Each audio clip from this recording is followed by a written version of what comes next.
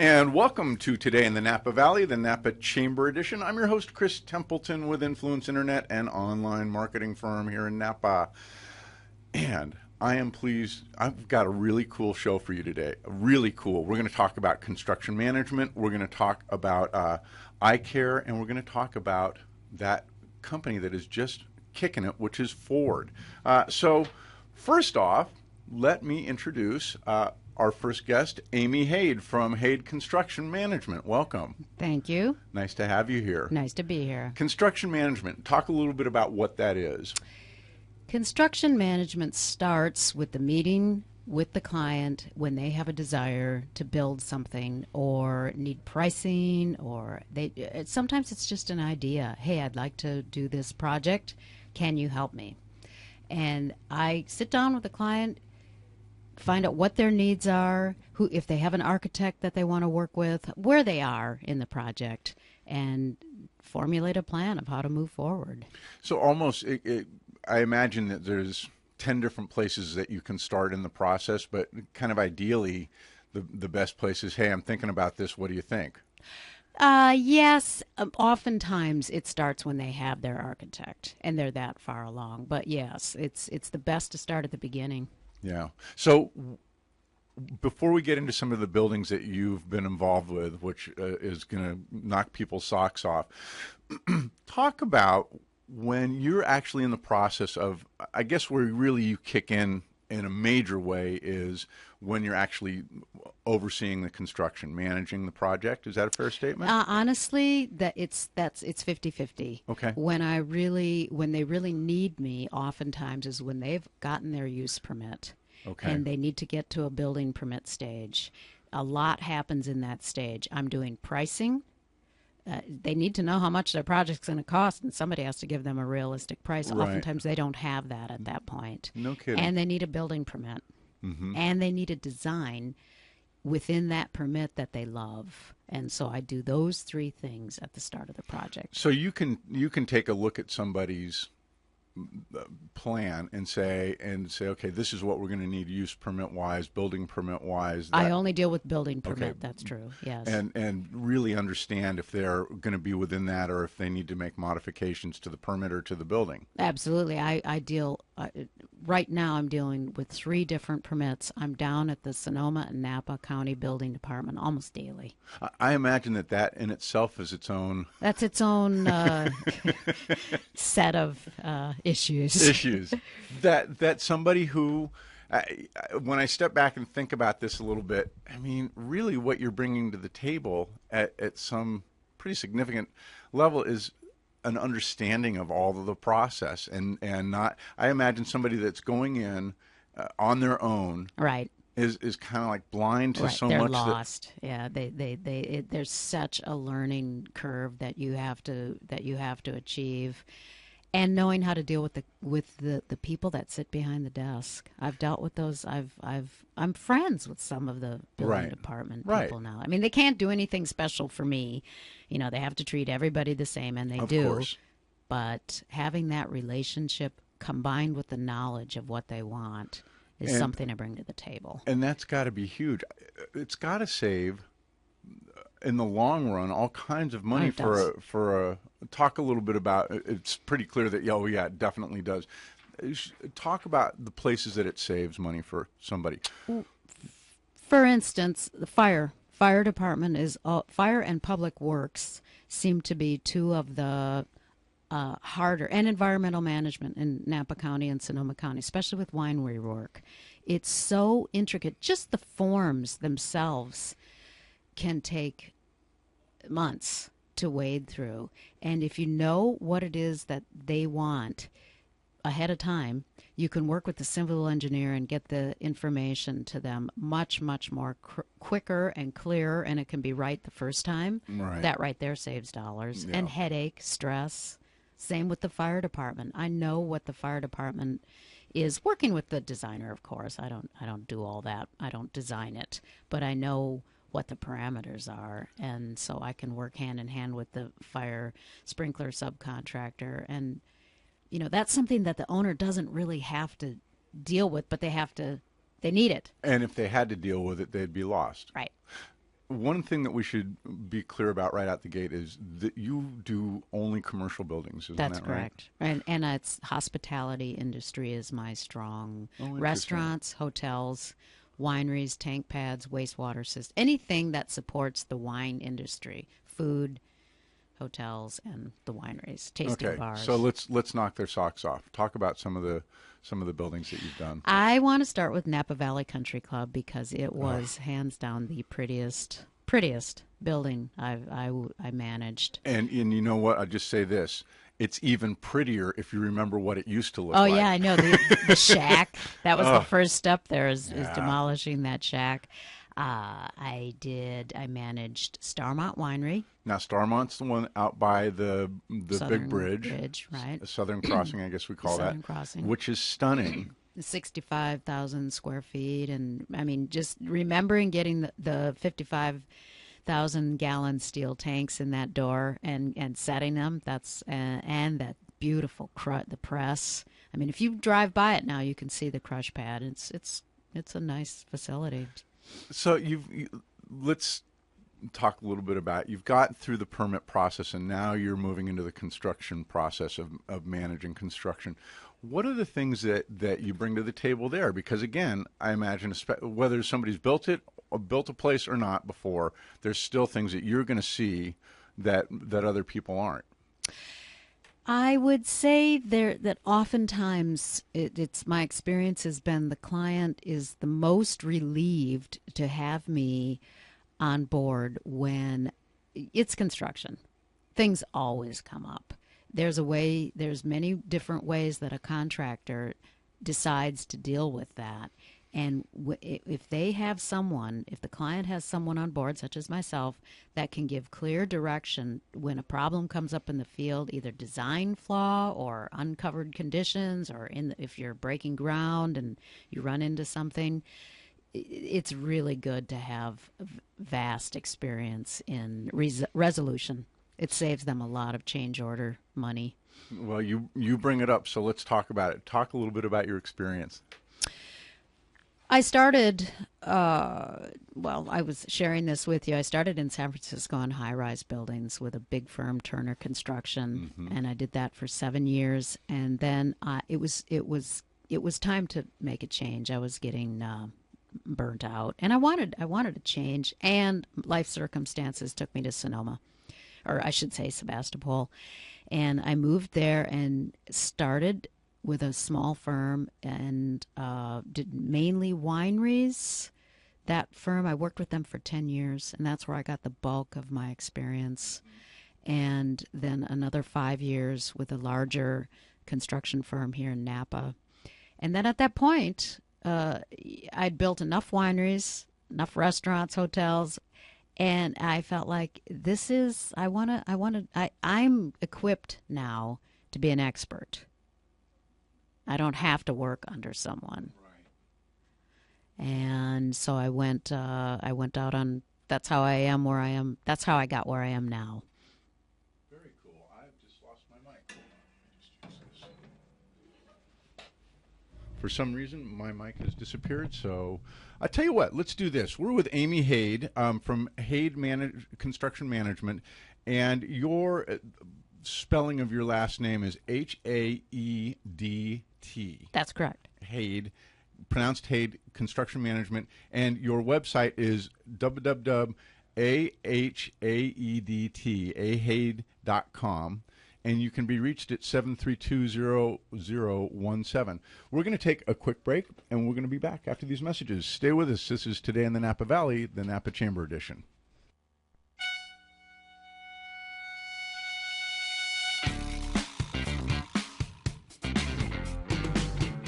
And we are back with Today in the Napa Valley, the Napa Chamber Edition. I'm your host, Chris Templeton with Influence Internet, and I am with Amy Haedt from Haedt Construction Management. Thanks for being here. Thank you for having me. You've talked about 2 places that you've done. Let's talk about a couple more and then really dig into the process just a little bit more. You've done Starmont Winery down at Southern Cross. And the Napa Valley Country Club. I've done Spring Hill Suites, the Marriott, in the Napa Airport area. I've done Made in Napa Valley, Tulakay, that 90,000 square foot complex. and Elaine Bell Catering Facility. I built her building. Cuvée Restaurant started out. Would you say that you've got experience for doing this? No, yes, No. of course. When somebody is finished with a building and you've done your job, what are the things that they're just like, oh, Amy, I just can't imagine doing it without you because... I think that one of the main things is working in conjunction with the architect and the general contractor, and I generate minutes for the owner, whether they're there at those meetings or not. Right. They know what happened. I do budget control. I help them with budget control and budget forecasts. So obviously, money and Right. financing is huge, especially on these multi-million-dollar projects. They know where they're at money-wise and what to expect. At the end of the day, they feel like they spent their money well and they love their building and it works. Amy Haedt, Haedt Construction Management, AHAEDT.com, ahaedt.com, and you can be reached at 732-0017. Can you believe our time is up? I can't believe it. I've really Goes that enjoyed fast, talking doesn't with it? you. Dang it. Hey, Amy, we'd love to have you back. Maybe what we'll do is a construction-themed show, and you can co-host with me. How about that? That's great. Is it a Perfect. deal? It's a deal. All right. Hey, this is Today in the Napa Valley. Once again, thanks to Amy Haedt, Haedt, Haedt Construction Management. And we're going to take a break, and we'll be back after this. Stay with us.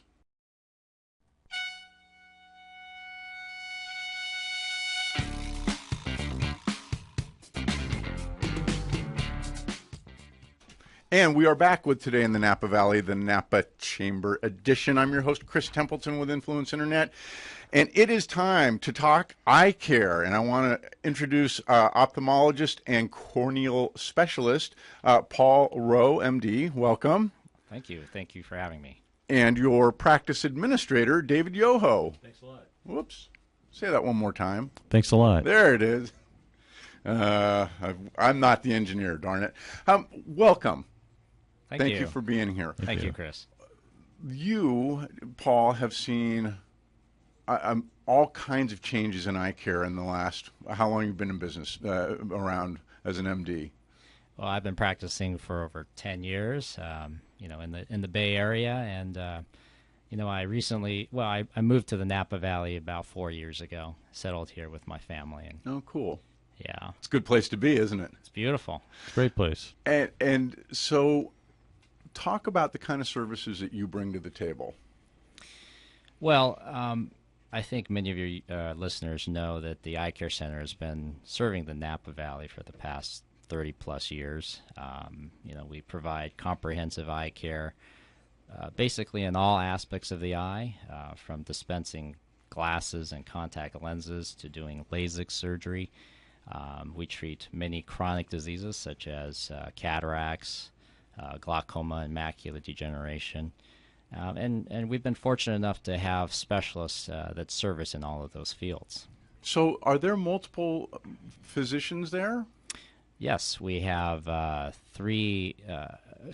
ophthalmologists in our practice, and we have 3 optometrists that help us in our practice. I'll be. So And, optometrists and ophthalmologists work well together, don't they? We do. We're a team. One of the things that surprised me that you mentioned is that you do LASIK surgery. I didn't know that that was done in the Napa Valley. Yes, we've been doing LASIK in Napa since 1999. Dr. Robert Nasser started the program back then. Mm-hmm. And since he retired, I have been given the privilege of taking that up and continuing that program. And have you seen just amazing changes in what you can do now versus what you could do when you started? Oh, absolutely. The technology has changed. Initially, back in the early 90s, we didn't have wavefront technology, and now we have wavefront guided LASIK. Back in the early 90s, when we did LASIK surgery, it was all done primarily with a blade. Many of your listeners know how LASIK works. You create a flap on the cornea, which is the front part of the eye, and then you have a laser that treats the undersurface of the cornea to eliminate your need for glasses. And then that flap comes, you put the flap back over. That's right. Sorry, we are having mic difficulties. There we are. Okay. No problem. So what I was going to say is, in the making of the flap, we are now able to create that flap essentially blade free because we now have a laser that creates the flap instead of using essentially a blade. So it's a much safer and much more precise way of doing the procedure. So some people advertise that as all laser LASIK, which around the country has become the norm for LASIK. So and the idea is that you're not using a scalpel to That's cut right. that flap back. That's right. What are the things that surprise people that go in for this type of surgery, that kind of like the fear stories versus the real stories when they're done? Well, I think it's very reasonable for any patient that is, thinking about eye surgery to be apprehensive. I mean, if you mention that you're going to be using a microkeratome or a blade to create a flap, I think that causes everyone's anxiety to go up. I think with the introduction of all laser LASIK or blade-free LASIK, we're able to assure our patients that it is a much safer and much more precise way of doing surgery. I think we all know that the beauty of LASIK surgery is folks are able to have excellent vision within a few hours of their procedure, and they're often able to drive themselves in, to see me the next day. No kidding. Yeah, so it's a wonderful procedure. Your business is super high tech in this regard, isn't it? Yes, absolutely. We, ophthalmology is one of those areas where we're constantly reinventing ourselves, and we're constantly trying to keep up with the latest technology. As far as LASIK, maybe talk a little bit about the cataract surgery now that they're with the laser even. Yeah, so I think what's going down the pike is we as the Eye Care Center are investigating possibly bringing this same laser technology to doing cataract surgery, and I think in the near future that will be a reality in the Valley. So we're very excited about the technology. If you can imagine having blade-free or all laser cataract surgery, that would be quite amazing. Now, what's the difference between? Talk about just the different types of, like, cataract versus radiokeratotomy or whatever it's called now. What are some of the different eye conditions that you guys work with that kind of technology? Well, as I mentioned, as I'm a cornea specialist, the front part of the eye, which is the cornea, it's only about a 0.5 millimeter thick, accounts for about 2/3 of the focusing power of the eye. So when you do LASIK, you're basically treating that outer surface of the eye, and you're allowing light to bend and focus properly so that you can eliminate glasses, contact lenses, etc. On the other hand, when we talk about cataracts is the second window inside the eye that focuses light for us to see. So that second window, which is inside the eye, which kind of sits behind, your eyes are blue, so behind the iris of the eye, that part of the eye starts to get opacified, starts to get cloudy over time. Right. And when that happens, it affects vision. Folks are, typically have, symptoms of halos, difficulty reading, needing more light, difficulty driving at night due to glare. So that part of the eye is what's replaced. That lens is actually extracted, and we actually are able to put new implants in the eye. No kidding. And that's an exciting thing.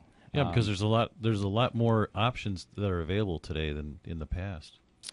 Yeah, and when we talk about options, I often tell my patients, if you're going to have cataract surgery, this is a wonderful time to have it because you have so many opportunities, so many different options. Just like LASIK surgery, when we put these implants or these lenses in the eye to replace your cataract, patients are given the choice of seeing distance without glasses, or read without glasses, or do both without glasses. So, no kidding. So there are different, lots of different technologies that we have at our disposal that will allow that to occur. And allow you to know so much more, pun intended, clearly. That's right. What the issue is and what your options are for, as a patient, for solving them. That's right. And, just like no one follows the book all the time, we have the ability, because I do LASIK, we're able to do LASIK on patients who have had cataract surgery to touch up their vision to make things just right for them. We're going to take a break in a second, but I have to ask this question. My daughter's boyfriend said, check out my eye.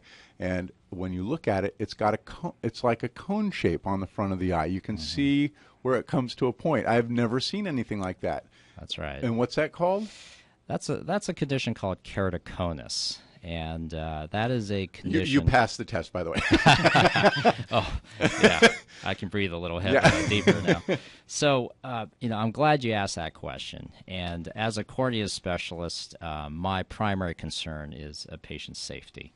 We're not in the business of doing LASIK on anybody that walks in the door. We have strict guidelines. We have lots of testing that we do, and we have a Pentacam topographer that is able to detect even the earliest signs of this condition called keratoconus.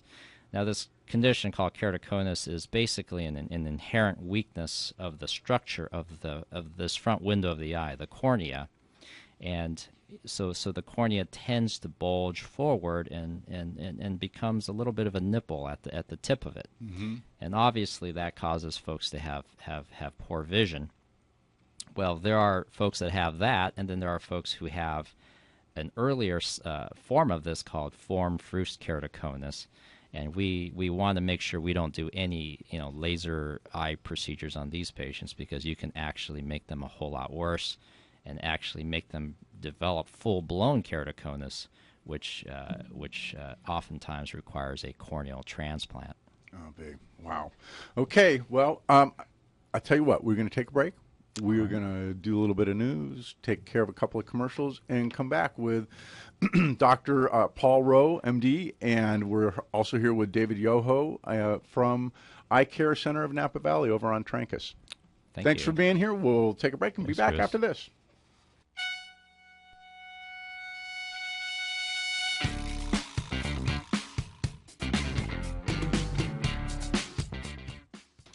And we are back with Today in the Napa Valley, the Napa Chamber Edition. I am your host, Chris Templeton with Influence Internet, and we are here with Dr. Paul K. Rowe and David Yoho of Eye Care Center of Napa Valley. Welcome. Thank you. Thanks, Chris. Thank you, Chris. Sometimes I just get talking too darn fast. One of the things that this is going to be Chris's family time. Talk about macular degeneration. It's something that I've heard of many times, and now see a lot more, hear a lot more about it, and it's treatable. That's right, Chris. Until within the last 5 to 10 years, macular degeneration was a devastating eye condition. We often hear of folks, seeing well, and all of a sudden they're not able to read, they're not able to drive. It's a real lifestyle issue. And before the onset or the advent of new medications, the best we could do was basically laser treatment and try to prevent it from getting worse, which essentially would be scarring type treatment and actually maintain a very poor vision. So these days, basically macular degeneration is an aging condition of the eye. It's the part of the eye that's affected is the retina, the back part of the eye. And more specifically, the macula, which is responsible for central reading, very precise vision. And in that particular area, we have very sensitive receptors, and underneath those receptors, we have blood vessels that could potentially grow abnormally and start to bleed, and that is what we call wet macular degeneration. So now, instead of lasering that area, we are able to inject anti-VEGF or vascular endothelial growth factor, basically medicine that causes these blood vessels to dissipate and to disappear. And we often hear of folks who come in essentially blind, but all of a sudden are able to drive their cars again after a few months of therapy. No kidding. So it's a miraculous drug. I am just blown away at the level of, just think about how small that eye is and how much you can do with it. Yeah, it is amazing. I mean, with such a small organ, you have essentially 4 or 5 subspecialists who treat various aspects of the eye. I treat the cornea. My partner, Dr. Beller, treats the retina. Dr. David Kim is our main cataract surgeon. And we actually have a neuro-ophthalmologist in Dr. Robert Egan who deals with the optic nerve, the back part of the eye. You are kidding me. Yeah, this is university type of specialists that we have here, and we're fortunate to have his presence in our practice. So we kind of provide all levels of care in our practice, including the standard eyeglasses and contacts to chronic diseases. So yeah, we do see a lot of patients too who just come in for their annual eye exam for their contact lenses.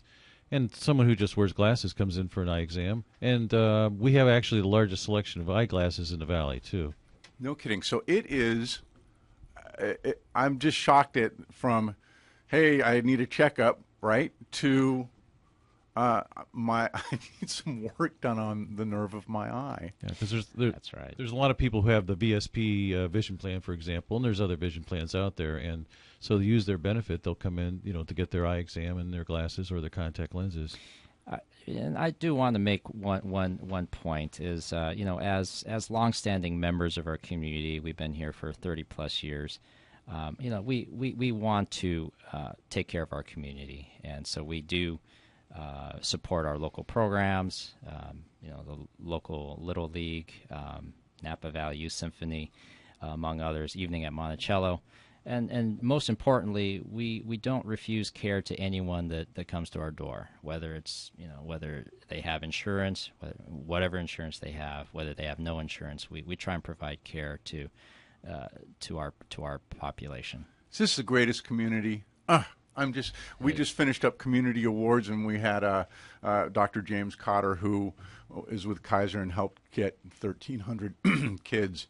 Oh, wonderful! Medical that was great. Insurance, yeah. And to hear you doing that, I am just always blown away at what we do in this community, and it takes that kind of spirit to do it. Yeah, well, we believe in supporting our people and our population, and none of this happens for free. We have to reinvest in our community, and we need to make it the best place we can.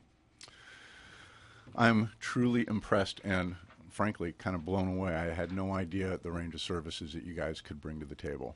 Napa Valley Eye Care, I want to thank you guys for being here. I can't believe we need to wrap it up, but Paul Rowe, MD, and David Yoho, the administrator of the practice, from Eye Care Center of Napa Valley, you guys can be reached at 252-2020. 252-2020. Or at napaeye.com. That's right. Thank you so much for being here. I really enjoyed it. Hey, we appreciate it. This is Today in the Napa Valley, the Napa Chamber Edition. I'm your host, Chris Templeton, and we are going to take a break. Stay with us.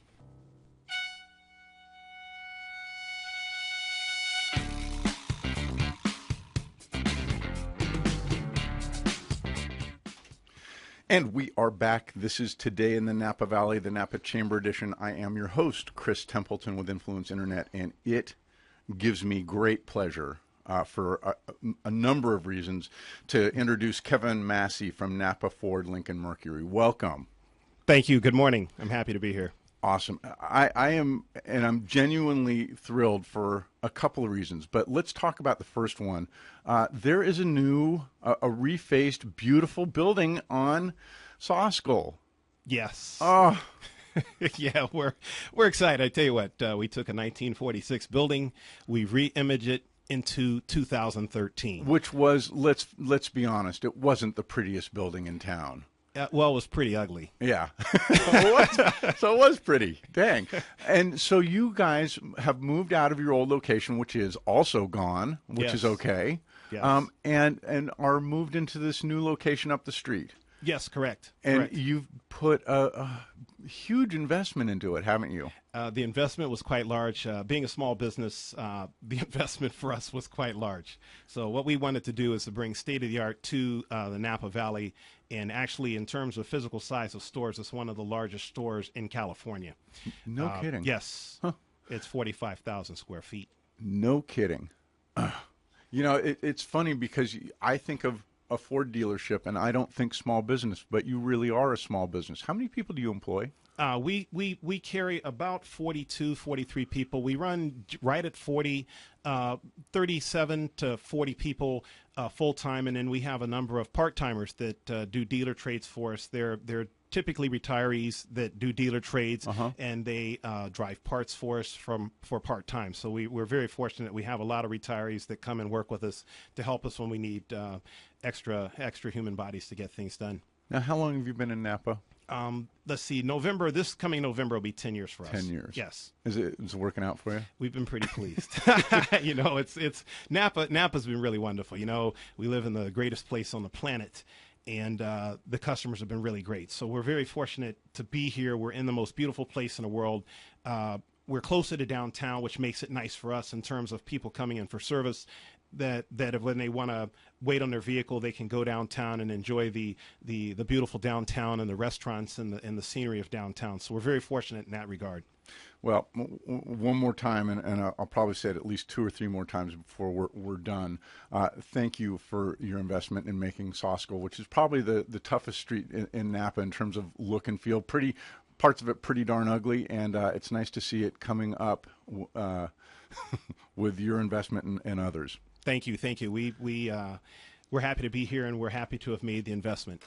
Now, there's another reason that I'm really pleased to see you. I drive around and I see these Fords on the road, and I'm shocked that they're Fords. What has happened? These cars are beautiful. The Explorer you didn't give me a 20 for this or anything.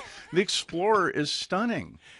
You're right. I tell you what, these are exciting times. All of the Ford vehicles are basically new. So the designs of the vehicle, and our entire showroom is brand new. The Mustang will be redone this year coming up, but every other vehicle that Ford had is a brand new vehicle. It's only a couple of years old or less than that. The fuel economy ratings of all of the vehicles is top in the industry. You hear the ads, and the ads always say Toyota and the other guys, and basically if you sit down and you research, you'll find out that they don't tell the truth. And the Ford is the leading vehicle in terms of fuel economy. The designs, a lot of European design. So what you're seeing, a lot of the cars coming to the States are designed in Europe and brought to the States. So that's allowed Ford to reduce their overall costs. So you look at the profitability of Ford Motor Company, their profits are through the roof. And it really boils down to one person at Ford Motor Company named Alan Mulally. When he came aboard, he took out what he called the largest home improvement loan of $23 billion. And from that, he took it and revamped the entire corporation. And we're so happy to have him as a leader of the company, because as a Ford dealer, we have the best products ever. And it couldn't happen at the best time, or it couldn't happen at a better time. The economy's coming out of the doldrums we've had for the past few years, and we've got the best products. It's exciting. It's got to be thrilling. I mean, and the Ford Focus, I think, is one of the best-selling cars on the planet. Yes, the Ford Focus is the #1 selling vehicle. One thing that a lot of people don't know, the #1 selling vehicle for many, many years has been the F-Series truck worldwide. No kidding. Yes, the F-Series truck is the #1 selling vehicle. The Ford Focus sold the most cars. The Ford F-Series truck is the #1 selling vehicle in the world. Wow. Has been for many years. It is the market leader. And it seems to me that at this point in time, with the new looks of these vehicles, there's value in being global, isn't it? You take some of the European look and bring it to these cars. Is that a fair statement? I mean, there's value in. Yes. Being global, what it means is it allows you to take your costs and spread it over a larger platform. So therefore, your cost of operation dramatically declines. And so the designs are just fabulous. I mean, the Fusion, most people say, wow, it looks like an Aston Martin, which Ford used to own. They just sold Aston Martin a couple of years ago. Many people didn't know they own Aston Martin, they own Range Rover, they own Jaguar, and they own Volvo as well. And Ford sold all those brands. But they took the designs and things and they brought it into the Ford and the Lincoln line, which Ford kept. That's all they kept was Ford and Lincoln. They got rid of all the other brands. So the designs are just fabulous. I imagine that brings a whole new focus for you guys as a company, too. Yes. I mean, it was interesting, about 10 years ago that we saw this big, all these car companies buying each other, and now they've kind of all said, no, we don't want each other, and let us focus. Yes, exactly. They bought all the companies to try to say we can be a highline vehicle, we can be the middle, we can be the bottom or the entry level. And so they went and focused on what they do best. Ford is where it came. Lincoln came later. They did away with Mercury, so Mercury was discontinued a couple of years ago. But Mercury vehicles, there was no unique Mercury vehicle. They're basically Ford vehicles with a slightly different paint job or a different grille. So there wasn't much change. So Ford looked at it and said, look, we don't need to continue that. Let's streamline our operations. Let's bring better vehicles. Ford's thing is they want to be the gas economy leader, and they want to be the technological leader. They won the Consumer Electronics Show a few years ago with the sync system in the car. And it's so the communications in the car, to be able to make a phone call in the car without touching anything other than touching a button and it answers the phone. You can touch a button. Yes. You touch a button on the steering wheel and say what you want, where you want to go, and the car will take you there. It's just unbelievable technology. Blind spot information, when a car is next to you, you can see it by looking in the mirror because the mirror lights up. When you can't see it, the car sees it. It'll park itself. It's got adaptive cruise control where the car will slow down. If you put it on cruise and the car stops in front of you, your car will stop. And these are all in Ford vehicles. They're all in Lincoln vehicles. You know, Kevin, I wish you were passionate about what you're doing. I don't know. I guess it doesn't show a little bit. Okay, so I'm going to ask you the question that you asked me to ask. Doesn't it cost more to buy a car in Napa? That is, one of the things that's always been interesting, and this doesn't only happen for the cars, but it happens for other small businesses in Napa. They think it's cheaper out of town, and I find that fascinating. A lot of our customers say, "Hey, I'm going to go out of town and get a better price." What is one things that is without question, every dealer in the nation pays the same price for a car. It is not cheaper for a dealer and say they're a volume dealer, we get better pricing. That is a falsehood. I am the most competitive dealer that there is. I do not lose based on price. Our overall value is the best that there is. How we treat the customers is the best. If you're not happy, we haven't succeeded. Satisfied is the past. We want you happy, because happy is a feeling that makes you come back and do it again. And it makes you want to come back, so you want to repeat that and get that feeling. That's what we're about at Napa Ford. We also are in the community in terms of providing money to the high schools, and we support all the high schools in education. That's where we take the money that we get as our company and spend it in our community. And when people go outside and go to other dealers and say they get a better deal, I'll look at the deal and I can guarantee that I'm not getting beat. They just were told that and believe it. And so then that money doesn't come back to our community and to our schools. That's what a person does when they make that decision. And it's such a shame that it is. It's just a story that people believe without basis, isn't it? Yes. Yes, we just did bleacher bums, which was to raise money for the bleachers for the Napa High baseball field. We just gave $4,300 to that.